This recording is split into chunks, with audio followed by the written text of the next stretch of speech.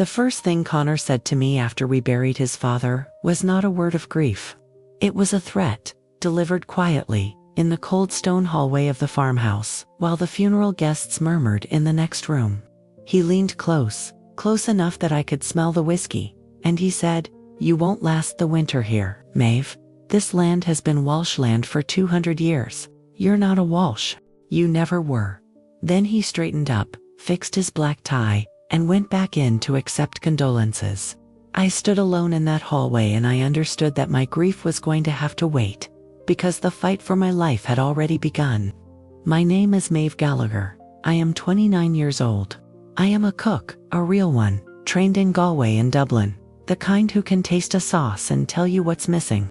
For the last 5 years, I ran the kitchen and the small farm restaurant at Clonmore, a stone farmhouse on the cliffs of County Clare, an hour's drive south of Galway, where the Atlantic comes in off the west, with nothing between you and America but 3,000 kilometers of grey water.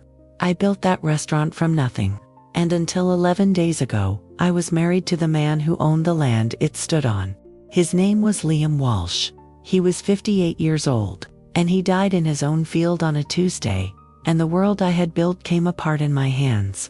Let me tell you how I came to be the young wife of an older man on a Clare farm, because the village had its own version. And the village's version is the one Connor used against me. The village said I married Liam for the land. The village said a girl of 24 does not marry a man of 53 for love. That I had seen an old widower with 200 acres in a thriving farm, and I had done the arithmetic. The village was wrong, but the village is always sure. And in a place like Clonmore, the village's certainty has the force of law. I learned that the hard way, in the weeks after Liam died, when I needed people to believe me, and found that most of them already believed Connor. Here is the truth of it. I came to Clonmore at 24 to take a summer job cooking for the farm's small cafe. Because the work in Dublin had dried up and my mother knew Liam's late wife's cousin, and that is how things happen in the west of Ireland. Liam was kind to me in a way I had not been treated kindly in a long time. He was quiet and decent, and he loved the land with a depth that I, a girl from a Galway council estate, found extraordinary. He had been widowed 7 years. His children were grown and gone, Connor to Dublin, and a career in finance, Ciara to Cork, and a husband. The farmhouse was too big and too silent, and he filled the silence by teaching me about the land. I filled his by cooking for him. We did not plan to fall in love. We were as surprised as anyone. We married when I was 24, and he was 53. I know how it looks.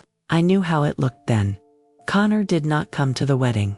He sent a single text to his father that Liam never showed me, but that I gathered, from the grey set of his face that day, had been cruel. Ciara came, awkward and trying, and we have been carefully kind to each other ever since. But Connor decided, from the very beginning, that I was a thief who had wandered onto Walshland to steal his inheritance. And nothing in 5 years changed his mind, because he had decided it before he ever met me. And a mind made up before the evidence is a fortress no evidence can take. For 5 years, I did not steal anything. I built. The farm had a tired little cafe that served tea and toasted sandwiches to the few tourists who found the road. I turned it into a restaurant Clonmore table that used the farm's own lamb and vegetables, and the fish landed that morning at Liscannor, 10 kilometers down the coast. Within 3 years we had a write-up in the Irish Times and bookings 2 months out, and people driving from Galway and Limerick to eat at a stone table looking out at the Atlantic. I employed 9 people from the village. I brought money onto that land that the farming alone had never made. I want that on the record. Because Connor spent the weeks after his father's death telling everyone I had contributed nothing but my looks and my luck. Liam died on the 14th of November, in the lower field, where he had gone to check the wall that the autumn storms had loosened. Niall Brennan, the farm steward who had worked the land for 15 years, found him in the late afternoon when he came looking. The doctor said his heart had simply stopped, that there had been signs, a tiredness Liam had not mentioned to me, a weight he had been carrying. I have wondered since whether the weight that stopped his heart was not only physical, because I learned, in the weeks after, that in the last months of his life, Liam had been carrying a secret about his own son so heavy that I think it broke something in him long before his heart gave out. But I did not know any of that yet. On the 14th of November, I only knew that my husband was gone, and the bottom had fallen out of the world. I should tell you about the village, because the village is almost a character in this, and you cannot understand my winter without understanding the place. Clunmore sits between Lahanch and Ennistimon, in that part of Clare where the burren stone gives way to the green, and the land runs down to the cliffs. It is beautiful, and it is closed. Everyone knows everyone, going back generations, and a stranger remains a stranger for 30 years. And a Galway girl who marries the local farmer remains, in the deep grammar of the place, a Galway girl forever. I had spent 5 years cooking for these people, feeding them at weddings and christenings and funerals, and I had thought I had earned a place among them. The winter taught me how shallow that belonging went. When Connor began his whispering, the village did not defend the woman who had fed them. It closed around the blood son like water closing over a stone. The funeral was 4 days later, at the church in Ennistimon, and half the county came, because Liam Walsh was well liked, and the Walshes were an old family, and a death like that draws people the way the tide draws them to the strand. I stood at the front in my black coat, and I received the condolences of people who, I would shortly discover, already half believed I had no business standing where I stood. Connor stood beside me, the dutiful son home from Dublin, and he was magnificent at it. The grief, the dignity, the strong handshake. He had always been able to perform whatever the moment required. It was only later that I understood performance was the whole of him, that there was nothing underneath it but calculation, and that the calculation had been running, cold and constant, for far longer than I knew. The will was read the following week, in the office of Sean Doyle, the family solicitor in Ennistimon, a careful man of 61 who had drawn up Walsh documents for 30 years. Connor was there, and Ciara and me. I had not thought much about the will. I had assumed, vaguely, that the farm would pass to Connor and Ciara as the blood children, and that Liam would have left me provided for in some smaller way, and that I would carry on running the restaurant or not, depending on what the children wanted. I was 29 and newly widowed, and I had not done the arithmetic the village accused me of, because I had never imagined I would need to. Sean Doyle put on his glasses, and he began to read, and within 2 minutes the room changed temperature. Liam had left the farm to me. Not all of it. He was not careless, and he was not cruel to his children. But the core of it, the farmhouse, the home fields, the restaurant, and the entire food business, and a controlling interest in the farm company that held the land, he left to me. To Ciara, he left a substantial sum of money and a parcel of land near the coast that could be sold or built on, a real and generous inheritance. And to Connor, he left a single field, the lower field where he had died, and a letter, sealed, that Sean Doyle was instructed to hand to him privately, and that I would not learn the contents of for a long time. The bulk of the Walsh inheritance, the thing Connor had considered his birthright since before I existed, had passed to the young widow from the Galway estate. I felt the blood leave my face, and across the table, I watched Connor go very, very still. He did not shout. That is the thing about Connor that I want you to understand, because it is the thing that made him dangerous. A man who shouts has lost control of himself, and a man who has lost control of himself can be managed. Connor did not lose control. He sat in Sean Doyle's office and he absorbed the news that his father had disinherited him in favor of his stepmother, and his face did almost nothing. And when Sean Doyle finished, Connor said, in a voice as smooth as the surface of a deep cold lake, "I'd like a copy of the will. Please, Sean." And the name of the doctor who assessed my father's capacity when he made it. And I understood, in that moment, that this was not over. This was the opening move of a game Connor had clearly already begun to plan, perhaps days earlier, perhaps in the very hour his father died. Capacity. That was the word he reached for first, and it was a clever word. To challenge a will in Ireland, one of the surest routes is to argue that the person who made it was not of sound mind, or that they were unduly influenced by someone close to them. Connor's strategy was visible from that first meeting, and it was elegant in its cruelty. He would argue that his father, grieving and aging and isolated on a remote farm, had been manipulated by a young wife 40 years his junior into rewriting his will against the interests of his own children. It is a story the world is primed to believe. It is a story half the village already believed. Connor did not have to invent the suspicion. He only had to water it. And water it he did. Within a week, the talk in Ennistimon and Lahanch had shifted. Where before I had been the young wife, now I was the young wife who'd talked a dying man out of his children's inheritance. I would walk into the shop and feel the conversation change. I would feel eyes on my back at Mass. Connor never said anything that could be called slander, nothing actionable, nothing direct. He simply appeared, grief-stricken and reasonable, in kitchens and pubs and after Mass, and he let people draw their own conclusions, and he helped them draw the ones he wanted. "I just don't understand it," he would say, sorrowfully. Dad would never have cut us out. Not the dad I knew. Something happened to him at the end. And the listener would nod. And think of the young wife. And the poison would spread one nod at a time. The first concrete attack came at the restaurant, and it frightened me more than the talk, because it told me Connor was willing to do real damage. Clunmore Table ran on relationships with the fishermen at Lisconnor, with the suppliers, with the staff. In the third week after the funeral, 2 of my key suppliers cancelled, citing vague concerns about the situation at the farm and whether they'd be paid. A booking party of 20, a wedding anniversary that had been in the book for months, cancelled with no reason given, and then Sinead, my sous chef of 4 years. The woman I had trained from a kitchen porter into a real cook, handed in her notice with her eyes on the floor, and said she'd been offered something in Galway, and would not look at me, and I knew. I knew that Connor had been to see her. I knew he was pulling the threads of the thing I had built, one by one, to unravel it before the will could ever be settled. I went home that night to the farmhouse, my farmhouse, though it did not feel like mine with Connor's threats in the walls.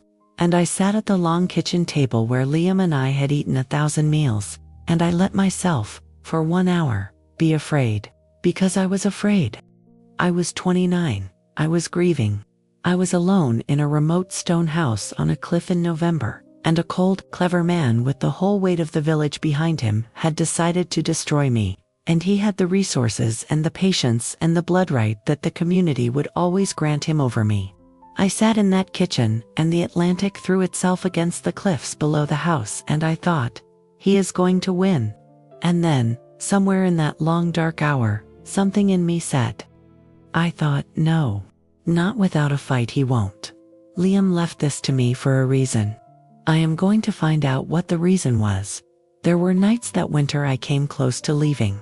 I want to be honest about that, because the women who tell these stories afterward make it sound as though they never wavered, and that is a lie that does harm to the women still inside it. I wavered. There were nights I sat in that cold farmhouse with the storms coming in off the Atlantic and thought, he can have it. The land, the house, the business, all of it. I am 29. I could go back to Galway, cook in someone else's kitchen, be young and free and unhaunted. No house is worth this. And then I would think of Liam, and of the note hidden in his desk, and of the fact that he had bet everything on my staying, and I could not make myself be the reason his last act failed. So I stayed one more night, and then one more. That is how you survive these things. Not in one grand decision. In 1,000 small refusals to leave. Because that was the question that would not leave me. Why had Liam done it? He loved his children, even Connor, in the helpless way a parent loves a difficult child. He was not a vindictive man, and he was not a foolish one. Leaving the farm to me over his own son was not the act of a doting husband indulging a young wife. I knew Liam, and Liam did not make decisions like that lightly. Something had happened. Something had changed his mind about Connor so completely that he had been willing to overturn 200 years of Walsh inheritance and hand the land to me instead. And whatever that something was, Liam had known it in the last months of his life, and it had aged him, and I had watched it age him, and had thought it was only tiredness. I had to find out what he had known, because I was certain now that it was the key to everything. I started with Sean Doyle. I drove to Anistaman and I sat in his careful office and I asked him directly, why did Liam change his will? Sean Doyle is bound by his profession to discretion, and he gave me very little, but he gave me one thing, and it was enough to set me on the road. He took off his glasses, and he looked at me for a long moment, and he said, Maeve, I can't tell you what your husband told me, but I can tell you that when Liam came to me to change that will, 8 months ago, he was not a confused old man being led by a young wife. He was the clearest I'd seen him in years, and he was angry, and he was frightened, and he said to me, Sean, I need to protect Clunmore from my own son before it's too late. That's all I can give you. What he meant by it, that, you'll have to find for yourself. Protect Clunmore from my own son. I drove home with those words turning over and over in me. Liam had been frightened of Connor, frightened enough to disinherit him to keep the land safe. Frightened of what? Connor was in Dublin, in finance, successful by every account. What could a son in Dublin do to a farm in Clare that would make his father afraid? And then I thought about finance, and about the farm company. The limited company that held the land and through which the farm's business ran. And a cold understanding began to move in me. Money. It was always going to be about money. Connor worked in money. And Liam had been frightened, in the last year of his life, of something his son was doing with money. I did not yet have the shape of it, but I had the direction, and I began to walk. The person who gave me the shape of it was Niall Brennan. Niall is the farm steward, 38 years old, a quiet man who had worked the Clunmore land for 15 years and had loved Liam like an older brother. He was the one who found Liam in the field. He had said almost nothing since the funeral, kept to his work, avoided the house, but I had always trusted Niall, and I sensed that Niall, behind his silence, was a man holding something. So one gray afternoon I walked out to the machinery shed where he was mending a gate, and I said, Niall, you knew Liam better than anyone on this land. I need you to tell me what he was afraid of. And Niall stopped what he was doing, and he set down his tools, and he looked at me with 15 years of loyalty in his face, and he said, I wondered when you'd ask. I've been sick over it. Sit down, Maeve, there's things you need to know about Connor. What Niall told me, over the next hour in that cold shed, rearranged everything. For the past 2 years, he said, Connor had been coming down from Dublin more often than I'd realized, not to see his father, but to handle business. Meetings with Liam behind closed doors that left Liam shaken. Niall, who had access to the farm's accounts because he ordered the supplies and the feed, had begun to notice things that did not add up. Money moving out of the farm company to accounts he didn't recognize. Loans, he thought, taken against the land. Documents Liam signed that Liam later seemed not to remember properly. And once, 8 or 9 months ago, Niall had overheard the end of a terrible argument in the farmhouse. Liam's voice raised in a way Niall had never heard, saying, You forged my name, Connor. On my own land, you forged my name, you forged my name. I sat in that shed, and the pieces came together with a terrible clarity. Connor, the finance man in Dublin, had been using the family farm, the Walsh land, the company that held it for his own purposes, taking loans against it. Perhaps, forging his father's signature on documents, using the asset of the land to cover something in his own life in Dublin. Some debt or scheme or gap I could not yet see the bottom of. And Liam had found out. Liam had discovered that his own son was quietly bleeding the land that had been in the family for 200 years, was putting Clunmore itself at risk to serve his own ends. And Liam, frightened and betrayed, had done the only thing he could think of to protect the land. He had taken it out of Connor's reach entirely. He had left it to the one person he was certain would protect it. He had left it to me. I understood then the full shape of what I was facing, and it was darker than I had imagined. Connor was not simply a grieving son fighting for his birthright. Connor was a man who had been quietly defrauding his own father, who had perhaps put the entire farm in jeopardy, and whose campaign to discredit me and overturn the will was not really about inheritance at all. It was about survival.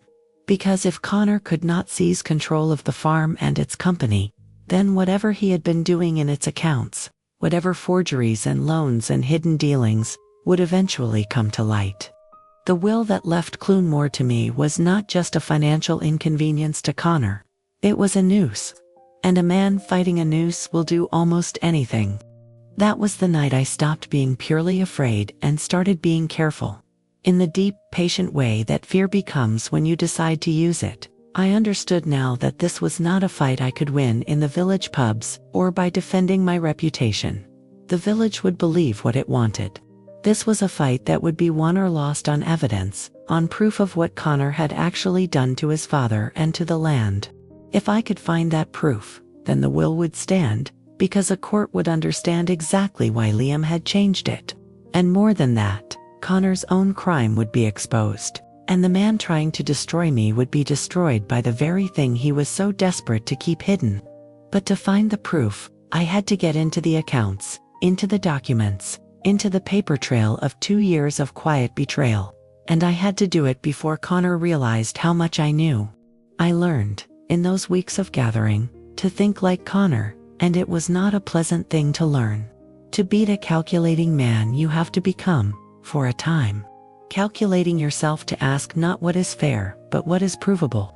Not what is true, but what can be made to stand in a court and a community that has already chosen sides.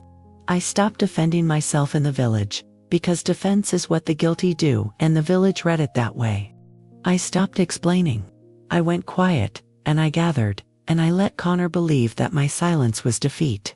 He was a man who had spent his life mistaking other people's restraint for weakness. I used that. I let him think I was breaking while I was building the thing that would break him. There is a kind of patience that looks like surrender from the outside. I learned to wear it like a coat. I called my sister.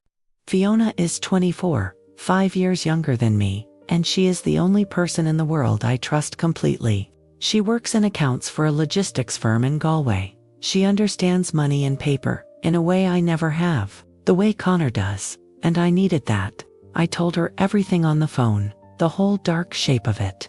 And Fiona was quiet for a moment, and then she said, "I'm coming down tomorrow. Don't talk to Connor. Don't sign anything. Don't let him in the house. And Maeve, start gathering every piece of paper in that farmhouse that has Liam's signature or the farm company on it, everything. We're going to need to see what he saw." Fiona arrived the next afternoon with a suitcase and a laptop and the particular fury of a younger sister whose family has been threatened. And from that day, I was not alone anymore. That changed everything. Fiona and I went through the farmhouse. Liam had an office off the kitchen, a small room I had rarely entered, where he kept the farm's paperwork in the disorganized way of a man who farmed with his hands and resented the desk. We went through every drawer, every folder, every box. And it was Fiona, on the second evening, who found the thing that mattered. Tucked at the back of the bottom drawer of Liam's desk, beneath 30 years of farm records, was a locked metal box, and taped to the underside of the drawer above it, hidden. Deliberately hidden. In a way that told me Liam had meant it to be found by someone searching and not by someone casual, was a small key, and a folded note in Liam's handwriting that said only, "For Maeve, when you need it. I'm sorry I couldn't fix this myself. Trust Sean Doyle. Don't trust my son." I sat on the floor of that office with the note in my hands and I wept. Finally, the grief I had been holding back for 3 weeks. Because here was Liam reaching out to me from beyond his own death. Having known that this would happen, that Connor would come for me, that I would need protecting, and having done what he could to protect me. He had hidden a key and a note where only a searching, fighting, refusing to leave Maeve would find them. He had believed in that version of me even when he was dying. He had bet the farm, literally, on my being the woman who would not run. I dried my eyes. I would not let him be wrong. Fiona handed me the locked box. I put the key in, I turned it, and inside was everything. Inside the box was the evidence Liam had gathered against his own son before he died. It was meticulous. Liam, the farmer who resented the desk, had become, in the last frightened months of his life, an archivist of his son's betrayal. There were photocopies of loan documents taken against the Clunmore land, bearing Liam's signature, signatures that Liam had marked, in his own hand, with notes. I did not sign this. This is not my signature forged. There were bank statements showing money moving from the farm company to an account in Dublin.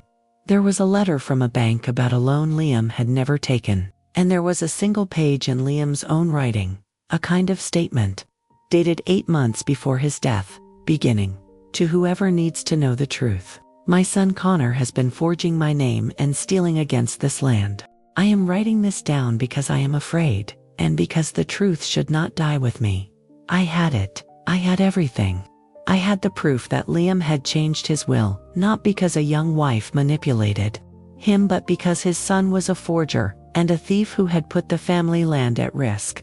I had documents, statements, a letter in the dead man's own hand. I had the reason the will was ironclad and the weapon that would not only protect me but expose Connor entirely." Fiona and I sat in that office surrounded by the paper of Connor's crime, and we did not celebrate. Because there was nothing to celebrate in a son who had done this to his father. But there was, for the first time since the funeral, the cold solid feeling of ground beneath my feet. I was not the helpless young widow Connor had counted on. I was the keeper of the truth Liam had died holding. And I was going to use it. But I had to be careful. More careful than I had ever been, because Connor was dangerous, and I now understood exactly how much he had to lose. Fiona was clear. We did not move until we had everything copied, secured, and in the hands of Sean Doyle and, if it came to it, the authorities. The original documents we photographed and scanned, and Fiona uploaded copies to 3 different places. The metal box itself, we moved off the farm entirely, to a safe deposit box in a bank in Galway, because I did not trust that the farmhouse was safe. Did not trust that Connor, who had forged his father's signature, would stop at breaking into a house he believed should be his. We did all of this quietly, over a single tense week. While in the village, Connor continued his patient campaign and believed, I am sure, that he was winning. And then something happened that I had not planned for, and it nearly undid everything. Ciara came to see me. Connor's sister, Liam's daughter, the one who had always been carefully kind and carefully neutral, drove up from Cork unannounced on a wet Thursday and sat in my kitchen with her hands around a cup of tea she did not drink, and she said, "Maeve, I need to ask you something, and I need you to be honest with me, because I don't know what to believe anymore. Connor says you manipulated Dad. He says you're going to destroy this family to keep land that isn't yours. And part of me doesn't believe him, but he's my brother, and I'm being pulled apart. So tell me the truth. Whatever it is. I'd rather have the truth than this." I had a choice to make in that moment, and it was the hardest of the whole ordeal.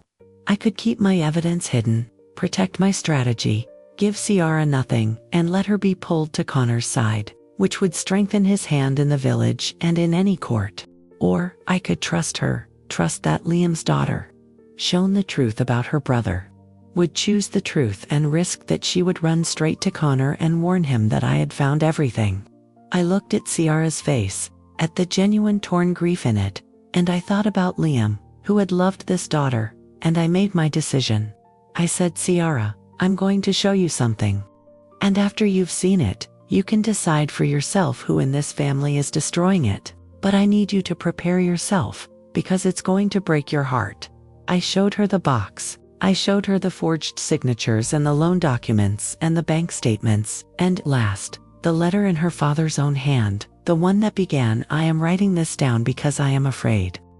And I watched Ciara Walsh read her father's words, and I watched her understand, line by line, that the brother she had been defending had been stealing from their father, had forged his name, had put at risk the land their family had held for 200 years, had frightened their father in the last months of his life, so badly that he wrote it all down, because he thought the truth might die with him. Ciara put the letter down. She was very pale, and then she said, in a voice I will never forget, "He told me Dad changed the will because of you. He looked me in the eye, and he told me that. And all this time it was him. It was him." Ciara's choice was the turning point. and she made it cleanly, though it cost her a brother. She did not run to Connor. She stayed.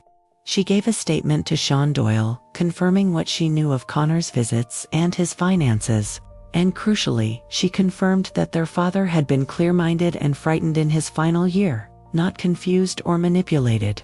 With Ciara, the blood daughter, standing on the side of the truth, Connor's whole strategy collapsed. He had built his campaign on the story of the manipulative young wife against the grieving blood children. But now, one of those blood children had seen the evidence and turned, and the story had nowhere left to stand. The village could believe what it liked. The law deals in evidence, and the evidence was overwhelming, and it was held by 3 people now instead of 1. When Connor learned that I had the box, and he learned it, because these things travel, he came to the farmhouse one last time. It was the worst hour of the whole ordeal, and I will tell you about it because I promised you the truth and because I want you to understand what these men are capable of when they are cornered.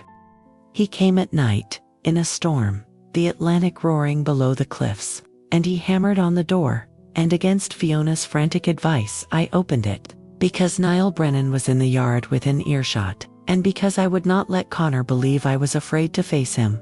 He stood in the doorway, soaked in white with rage, and the smooth control was gone now, finally gone, and what was underneath it was uglier than I had imagined. He said terrible things. He said the land was his by blood and by right, and that no court and no whore from a Galway estate would take it from him. He said his father had been a sentimental old fool. He said that if I thought a box of papers would protect me, I had no idea what he was capable of. That I was a young woman alone on a cliff, and accidents happened on farms. His father was proof of that. And there, in that stormlit doorway, Connor Walsh threatened my life, and I understood at last the full darkness of the man. That he had perhaps even wondered about his father's convenient death in a field. That there was no floor to how far he would go. I stood very still, and from the dark of the yard, Niall Brennan's voice said, quietly, "That's enough now, Connor. I heard all of that. And I'll say it to whoever needs to hear it." Connor turned, and saw the steward standing witness in the rain, and something in him understood that he had lost. He left. I locked the door. My hands were not steady, but I had one. The morning after the storm, after Connor's threat and Niall's witness, I walked down to the lower field alone. The sky had cleared the way it does after a westerly blows itself out, washed and enormous and pale. The grass was flattened and shining. I stood at the mended wall where my husband's heart had stopped, and I thought about what Connor had said in the doorway, that accidents happen on farms, that his father was proof of that. I will never know if there was anything in it, if Connor's words were only the cruelty of a cornered man, or something darker. And I have made my peace with not knowing, because some doors you cannot open without losing yourself behind them. But I stood in that field, and I made Liam a promise. I told him I would not let his son have 1 stone of this land. And the Atlantic came in below me, steady and gray and indifferent, the way it had for 10,000 years, and it felt, somehow, like an answer. The legal process that followed was long and grim, but its outcome was never truly in doubt, because Liam had made certain of it from beyond the grave. Connor challenged the will, as he had always intended, on the grounds of undue influence and lack of capacity, and the challenge collapsed entirely under the weight of his father's evidence. The court saw the forged loan documents. The court saw the bank statements. The court read Liam's letter, "I am writing this down because I am afraid." The court heard Ciara, the blood daughter, testify that their father had been clear and frightened. The court heard Niall Brennan describe the argument he overheard and the threat in the storm. Connor's claim was not merely dismissed, it exposed him. The forgery and the fraudulent loans became a matter for the Gardaí, the Irish police, and Connor's careful Dublin life, the finance career, the reputation, the whole performance came apart, because the thing he had been hiding behind his charm was, in the end, a crime. He did not go to prison. In the end, these financial cases rarely resolve as cleanly as that, and there were settlements and repayments and lawyers, and Connor had the money to soften the worst of it. But he was finished in every way that he had cared about. His reputation in Dublin was destroyed. His career did not survive.